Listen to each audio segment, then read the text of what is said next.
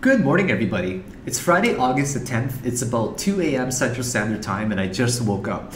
I woke up because my air conditioning is most likely broken. It's been off for like 24 hours, but it will not turn off. And it's like 19 degrees or like 18 degrees Celsius here at all times, which is pretty darn cold for me. So I'm not really comfortable right now sleeping. I'm wearing like a sweater and another sweater as well. So anyways, let's get into this tactical analysis. I apologize for the lack of TA. Just been a little bit busy throughout this week as well. So guys, we completely failed and did not hold, okay?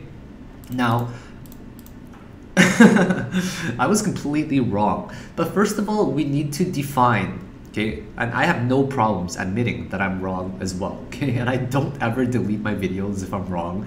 I don't ever delete my tweets as well.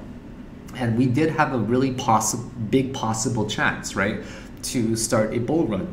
But unfortunately, guys, I have to tell you the bad news up front that I'm very bearish and I will be shorting it when it gets close to $7,000, and I will be shorting it big, okay? And let's go over this in high detail. First of all, we need to acknowledge the fact that this is some sort of descending triangle, okay guys? We need to always make sure that we remember how many times we have hit this bottom already, like around these ranges, okay? We hit it February 6th, we hit it around April, we hit it July, and here we are again, okay? Now I'm gonna talk about what everybody thought that this was, which clearly wasn't, okay? Everybody here thought that this was a 1, this is a 2, that is a 3 somewhere, and there was going to be a 4 where we were going to hold at the $6,800 level, right? Like that. Elliott Wave, for the people that are unfamiliar with it, I'll give you guys a quick rundown, okay? Elliott Wave says that there are 5 impulsive waves going up like this, okay? Now, each one can fail. If at any time, wave 4 retraces by way more than a wick into, for example, territory 1, right there, that we have an Elliott Wave impulsive failure, okay? Or we could have even failed it well before if wave 2 retraced by more than 100%. So wave 2 cannot retrace by more than 100% for it to consider it to be an impulse wave up. Now wave 2 could retrace at 99.999%, right? And wave 4 as well sometimes can do something like that, where it retraces into the wave 1 territory, and then it does something like an expanding flat, right? Where that would be amazing. Like we saw that on Dash last year, and Dash went to the moon, where we get some sort of expanding triangle like that. But unfortunately, we're in a point right now where I believe bullish sentiment is entirely lost. So if we acknowledge the fact that this is repeatedly hitting this specific region over here multiple times now, right? I think there's going to be one last attempt to push it up, and then after that, guys, we're going to be entering a bearish market for a few months, if not a year. I'm sorry to say, guys. Now ideally, this would be fantastic for us to just assume a similar angle, you know, something like that, for example. Notice how it's getting steeper and steeper every time, okay, like that. Well, just based on how this is not steeper, but it's getting more slanted every time, right? Well, why would I not assume that there would be one last hurrah to somewhere around there as well, okay? Now, I don't think we're going to get over $7,000. I think that we're going to be retracing an amount, because this is pretty much a 5-wave structure if we look at this, okay? Where this will be 1, 2, that'll be a 3, that'll be a 4, that'll be a 5. And because that is most likely the count, I believe that we will actually retrace to a very bearish dead cat bounce level. Now who knows how long this could be for? It could even be till September, but I don't foresee it breaking this, guys. I mean, we failed the first time around here, right?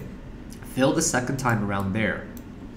And because we have failed so many times that I'm almost certain that the sentiment for bullishness is lost. Now I want to also explain to you guys what kind of trader I am, right? I don't like to anticipate or guess what's going to happen 3 months from now. That's not how I make my profit. My profits are made from very short-term positions that can scalp 1 to 3%. I happen to be in a very big EOS position, which I'm not going to share with you guys because it's whenever I have a position bigger than say $150,000, I don't really talk about my positions for safety, right? It'd be very unwise of me to talk about it because you never know. I could be played against, or there could be a group that's just being very malicious towards me. So let's just assume that it could get up to one of these regions over here. Am I crazy for assuming that this is a possible target? Do you guys know what I mean? So this was a really good bounce, okay? It bounced right around these levels. Now, this is the bearish scenario where we get one more attempt up to over here, and then we simply just break down, guys. And I assure you with 100% certainty that if this scenario actually comes true, where we make one last attempt to break out of it, if we do not break this triangle that has been formed since February 6th, then the entire bullish sentiment will be lost for at least the whole year, I'm guessing. And I don't believe we're going to get a bullish last quarter. And if that does happen, guys, we'll simply just test around the 6K regions again, and then there will be a violent drop to anywhere between the 48 to 5,500 region, which is good, guys, which is actually a good thing, right? To me, it's a good thing because I can short the market, first of all. Secondly, I can have more quantities of Bitcoin. And we have to remember that Bitcoin is a finite resource, right? It's like gold. And especially over time, what will happen is, well, people will get Bitcoins lost, right? Don't think that there's an unlimited supply of Bitcoin, guys, right? There's never an unlimited supply. We have to remember that Bitcoins will be lost because of accidental transfers or people forgetting in their cold storage and they can't access it anymore, etc. Right? So many things like that can happen. And because over time, the quantity, the resources become more scarce, well, naturally, if the demand does go up, then of course the price will naturally go up with it as well. So now, let's talk about a bullish scenario just to entertain you guys, okay? Let's talk about a bullish scenario, and we simply just say to ourselves, all right, this is some sort of 5-wave count now instead, where we go back to the drawing board. We say, okay, this is a 5-wave structure there. Okay, and then we say to ourselves, okay, let's just do a Fibonacci extension. Okay, Fibonacci extension goes up to something like that, and we say, wow, wave 3 hit a 1618 extension, and a wave 5 almost hit a 2618 extension. Okay, and then we also say to ourselves, okay, well, let's also do a Fib retracement level right here. What are we retracing to? Well, we retrace to the flavor of the year, right? Flavor of the year being about 786 level, where people were generally very interested in it, as you guys saw with the volume spike going up. And then if the bullish scenario does happen, I think a lot of people are on the sidelines kind of waiting right now. I feel that feeling is not a good thing in the market, but it's a good thing to have sentiment-wise, right? So sentiment-wise, I think a lot of cautious traders and investors are sitting on the sidelines to see what could possibly happen. But at the same time, I also feel a lot of bears are just waiting to short the market at the levels that I specified. Though, if we are in a bullish market, then this is how we could possibly confirm it, okay? We can confirm it by taking a Fib retracement level to around here, okay, of just this structure right there. And then we will get to somewhere in this region right here. I'm going to delete this right here first of all. And so to confirm once again, we are basically going to bounce off of the 786 level for a bullish support level. And then if we get to somewhere here, if we do, okay? Actually, the bear scenario once again is that we simply just downtrend after we hit these levels. A bullish scenario to me would be hitting at least the 7608 level right here, right? 76,000 level, or sorry, 100, which is also the 618 Fib region. Because we also have to remember that Fibonacci retracement can be taken either way, right? So if we retrace to this bullish level right here, I can assure you guys with 100% certainty that if the volume does pick up, okay, the bulls are basically gonna come in full blast, and the people and investors, the traders who are waiting on the sidelines, will also pick up the pace and they'll try to break this resistance. This is a really key resistance right now, guys, like around those levels. Now, I don't know exactly when or where we're gonna land, but if we do break out of this ascending triangle right here, or triangle right here, rather, not ascending, my mistake. If we break out of it, yes, I will be just market executing like honestly 50 Bitcoin. Yeah, I will, because it's gonna be one of those things where everybody knows it's a very strong established resistance since February the 6th. And also everybody knows that if we break it, it's the time to buy into it, right? You have to think of it from the, from the perspective of, let me have some coconut juice here. You have to think of it from the perspective of being a team player, right?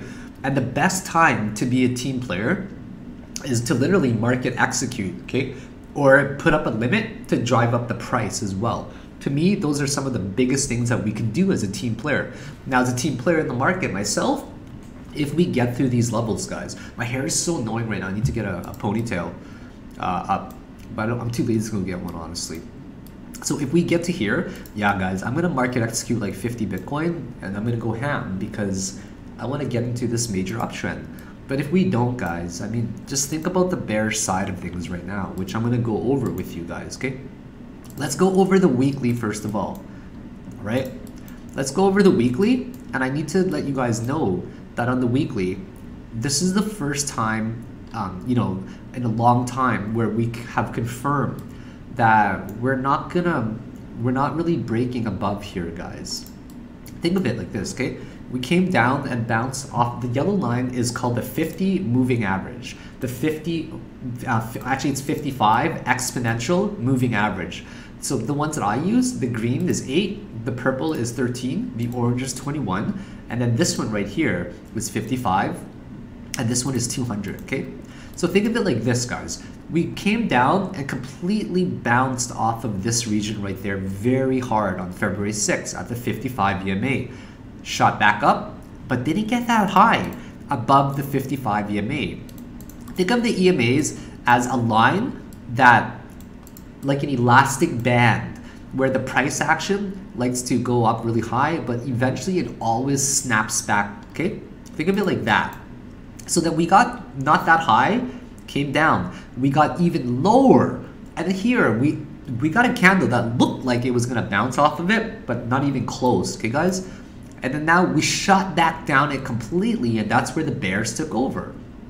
And then the bulls tried to make one last attempt to go to the upside. And guess where we are again, guys, for the weekly. We closed the weekly on Sunday in about 2 days, 48 hours. We just simply came back down, guys, right? But the week, I don't really trade the week. I just wanted to indulge you guys. I trade on much lower time frames, right? So that on a lower time frame, what we see here is kind of like a tweezer combination pair, where for 2 days in a row, the bears tried to push it well below 62.80. On the first day, they pushed it to 61.28, and then the bulls pushed it back up. On the next day, the bears pushed it down to 61.83. So we actually had a higher opening, and then the bulls kind of took over, right? The bulls ended up pumping it up about 7% yesterday alone, which is really, really good in my opinion. So am I prudent to think to myself that we're going to get some sort of retracement to perhaps, okay, here's the thing, guys, right? Remember how I was talking about moving averages before, right? Where we got to moving average and we rejected, for example, here on the daily 55, and then we finally came back down below it, got slightly higher than the 55, came back down well below it, got a little bit higher than the 55 moving average again, and then broke down below it. So am I okay to think that, well, if that were the case, then doesn't it make sense for the bulls to make perhaps one more attempt? Otherwise, we would have broken down violently already, right? So I'm gonna assume I'm a very pessimistic trader, okay? I think pessimism is actually a really good skill because it doesn't make you greedy. I'm far from greedy in the market, and I always take my profit where I know I should take my profit. And I never also feel bad if I do take, you know what, I'll be back. I gotta get, oh, I have one right here. Sorry guys, I'm putting up my hair in front of you guys. It's really annoying.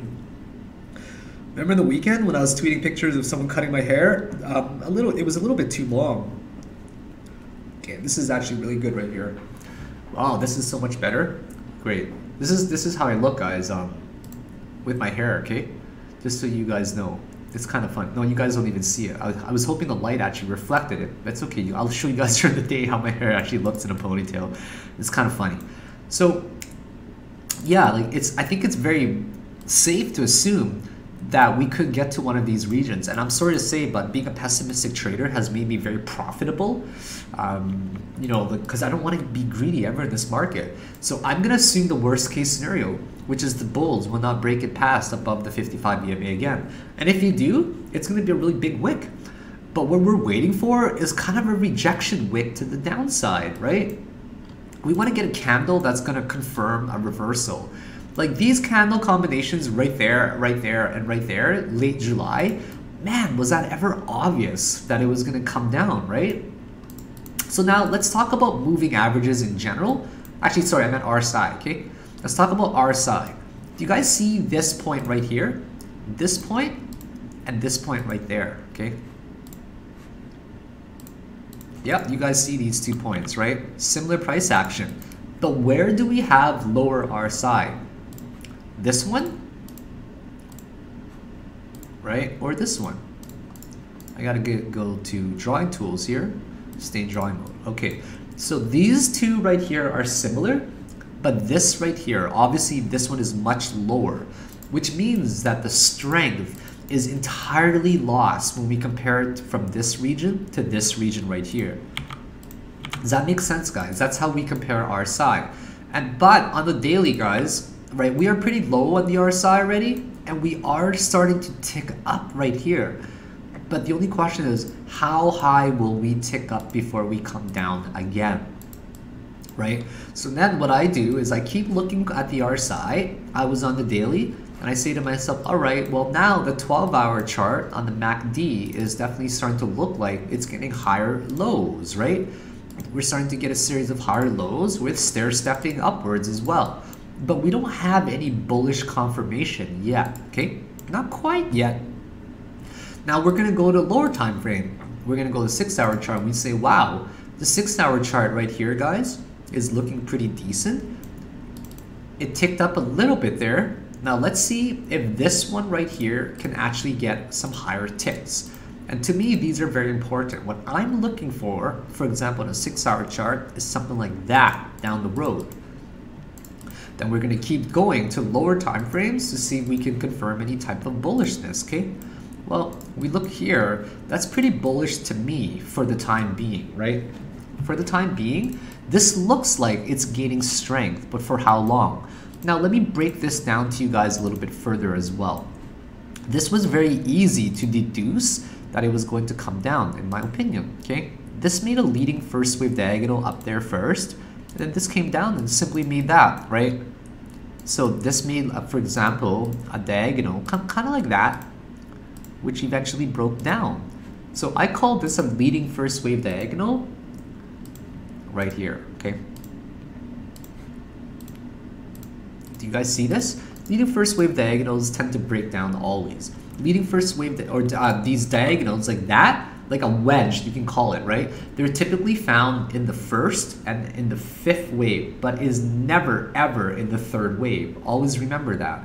So this made a lot of sense for us to do an extension target like this, right? Where this one made a 1-to-1 extension, hit it with flying colors. And then the wave 5 also hit it with flying colors of the 1618. Now for my wave 3s, I always go for 1-to-1 extensions first because we remember the Elliott Wave rule that says that wave 3 is often the longest and never the shortest. Because of this, we always assume that wave 3 can be longer than wave 1. But don't get me wrong, guys. Wave 3s can be shorter than wave 1 as long as it's longer than wave 5. Or it could be shorter than wave 5 as long as it's longer than wave 1. To give you guys a very clear example of diagonals, right? Of how sometimes first waves are the longest. Sometimes first waves are like that. And the third waves also the fourth wave also overlaps. But because the fifth wave is smaller than the third wave, that makes it okay as well. So now what we're doing is basically a retracement of this specific zone, okay? Now we don't know where this is getting up to yet, but what we do see very clearly, guys, is that this is most likely a 1, 2, 3, 4, and 5 right there, okay? You guys hear me? Make sure you guys understand this, that this is most likely a zigzag that has come down right there. And now I don't know exactly what could happen, because it could be anything, guys, right? Where you get 5 waves going upwards like this, okay? And then you can get 5 waves coming down here like that. Like, we just simply don't know. 5 waves coming down, right? Right? And then we could just do an ABC from that. So if this actually does do some sort of ABC correction coming to the downside like that, great. Then we got a very typical zigzag.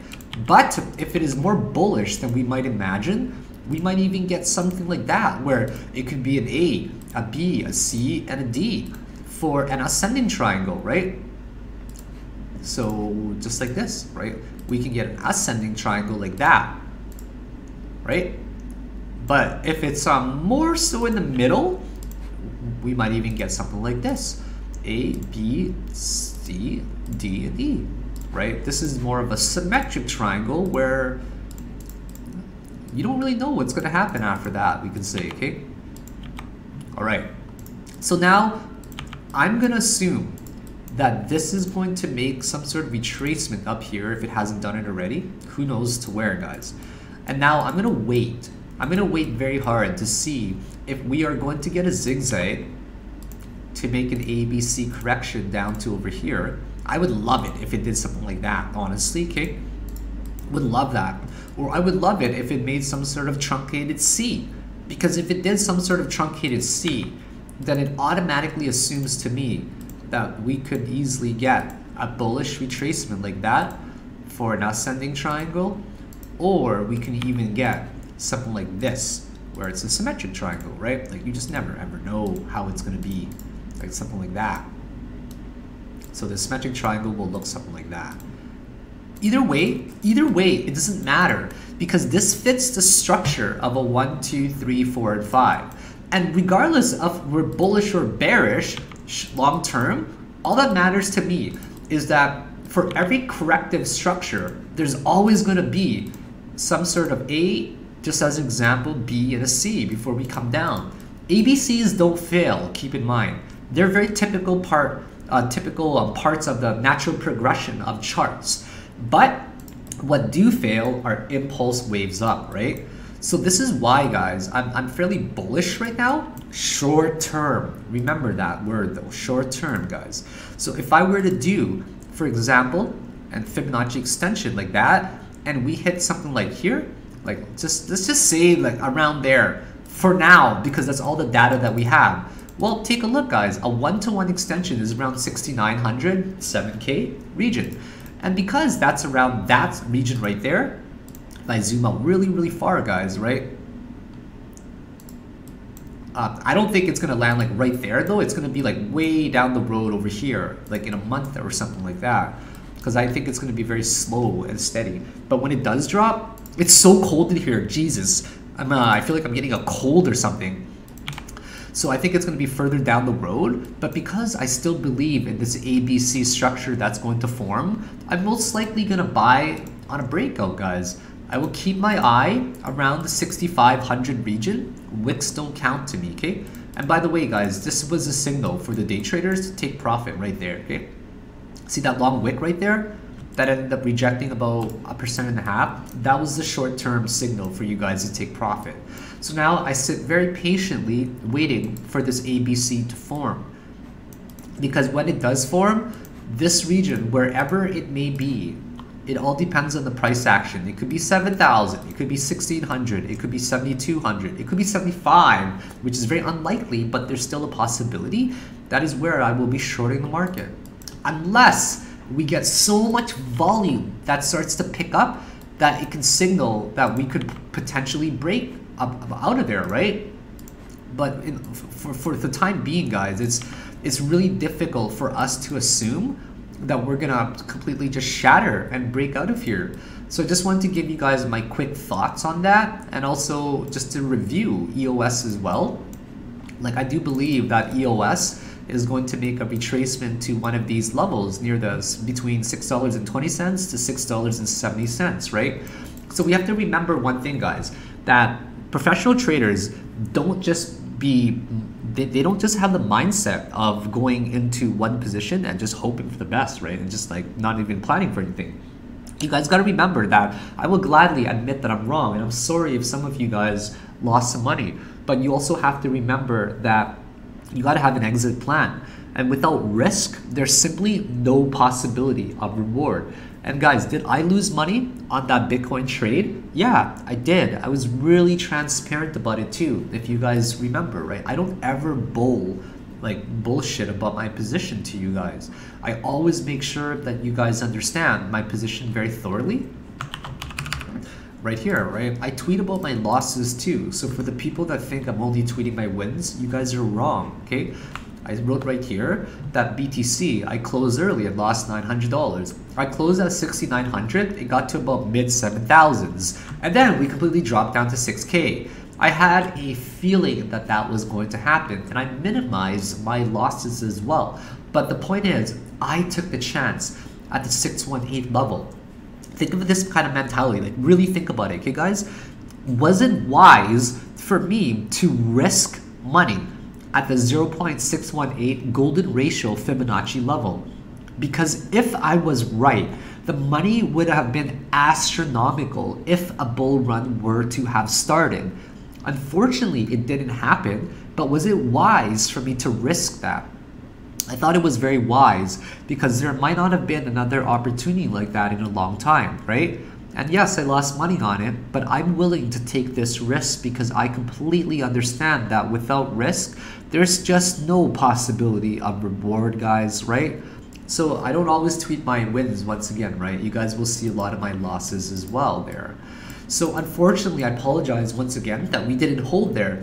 But what I'm getting to is that a good trader has an exit plan. Imagine if I had held my position from $6,800 there all the way till now, which I'm sure a lot of you guys are probably holding your position still. You have to exercise that stop loss. A stop loss is the best way for you to protect that. You guys have to really protect that money, and I mean it, okay? You gotta know how to protect and preserve your money before you can grow it. And the best traders, they treat it as an asset. It's the most valuable asset you have. And if you don't have money, you don't have this asset to protect, well, you can't really make more money with it, right? That's why it's so important for you guys to stick to your stop losses and to make sure you understand that the stop loss is what's going to present catastrophic situations. You have to know how to prevent or how to turn, how to prevent a small loss into a catastrophic one. Because if that does happen, your account will be completely devastated, and that's not what you guys want, okay? But what you also need to remember is that technical analysts, such as myself, we're not always gonna be right. But just because we're not always right doesn't mean we can't make money, and it also does not mean that if we entered at the same position that one of us cannot still come out ahead if we manage our positions wisely, right? You guys have to remember that the best traders, in my opinion, they look to their left, they look to their right, they look up, they look down, they look from it from every angle, from over here, because they try to cover their asses. They try to, like, you guys know what I do? I think of where to enter, and I think of the worst possible cases, because as I mentioned, I'm very pessimistic. And if you're a pessimistic trader, guys, you can cover all the scenarios of where things can go wrong, because then you can also exit your position wisely and make the best choice according to how to preserve your money and minimize your losses as well. So anyways, I just wanted to give you guys my quick thoughts on Bitcoin. I owe it to you guys for all the love and the support. If you guys like these videos that I'm making, I'd really appreciate it if you subscribe to my channel on YouTube, because I just want to show you guys why I want you guys to subscribe to my channel, okay? Social Blade Philippon, because I like making I like making anywhere between $448 to 7.2K a year in passive income. actually excuse me there. This month, in 8 days, I made $70 on YouTube. Some people are like, yeah, Philocon just wants to monetize his videos. But believe it or not, guys, I'm not here to get monetized money from you guys, okay? I just want to make sure that I'm a good and reliable source for you guys to look up to, right? So if you guys love these videos I'm making, make sure you guys give me a thumbs up. I'd really appreciate it. And make sure you also like and subscribe it. And also share it as well. And make sure you're also following me on both Twitter and on YouTube. So anyways, I'll see you guys later during the day. I literally just woke up, so I'm going to go for a jog, I think. I'm probably going to go to the gym, and then I'm going to make some breakfast right after. Bye guys. Take care.